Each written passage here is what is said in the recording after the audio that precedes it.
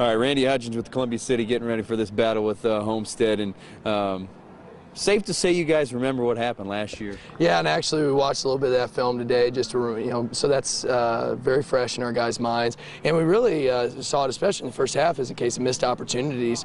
Our defense was able to play very well and lock them down on some things that they had been doing, and our offense just didn't take advantage and really didn't come to life till the second half. Oddly enough, that's kind of the story of what we've done the first 3 games, and we've talked throughout the week about just executing. A lot of the difference between us making plays and scoring touchdowns in the first half as opposed to the second half, it's really nothing more than a difference of execution.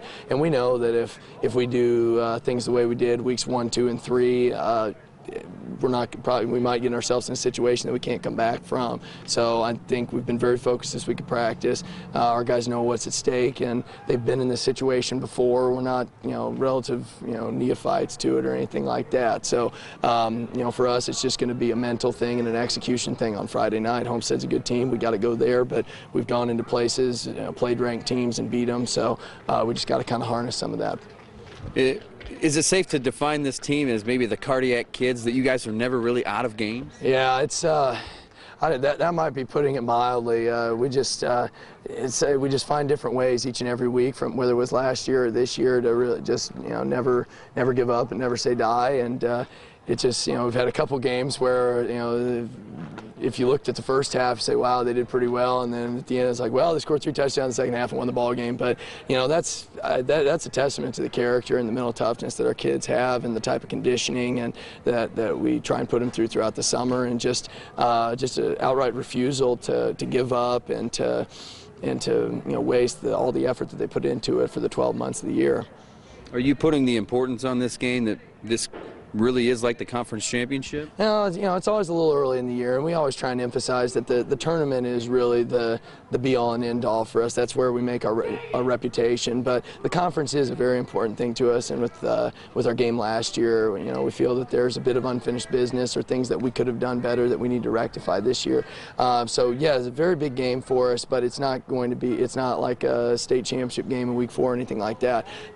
But it is a very good measuring stick of how good we can be and how good we are at this point, and it's just an opportunity to go into a difficult atmosphere, a playoff atmosphere, and really see what this team is made of. And obviously Homestead known for their offense. How do you slow it down? Well, you just got to knock the timing off a little bit, frustrate, confuse them a little bit. We were able to do that a little bit last year, and we need to continue to do that this year. They're a little bit different in how they run their offense, just like we are. They got 4 guys they can throw the ball to. Really haven't had, and the timing is the big thing with that. I mean, Zach Terrell doesn't get sacked because it's 1, 2, 3 and throw. His line does a very good job for him, but a lot of times the receivers run very good routes and get open, so we need to throw that timing off.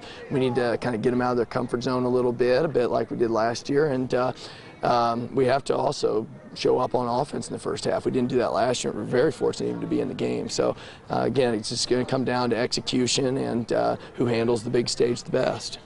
And I'm sure you'd like nothing better than to beat Homestead. I don't know if you've done that yet here in your tenure here at Columbia City. No, we came out, like I said, like we talked about, we come off close. I believe it's been since 1994 since Columbia City team has beaten a Homestead team. We've come close a few times in the past, and we looked it up today. But obviously it'll mean a lot, and it'll mean a lot for the program and the type of, and for the community as well. But if we try and think about all that, then we're going to be, we're not going to be loose, and we probably won't be able to execute very well. So we just got to concentrate on this as an important game, but not something where we're going to be incredibly nervous and not play at our best and be all tight, which we've done in some cases this year already.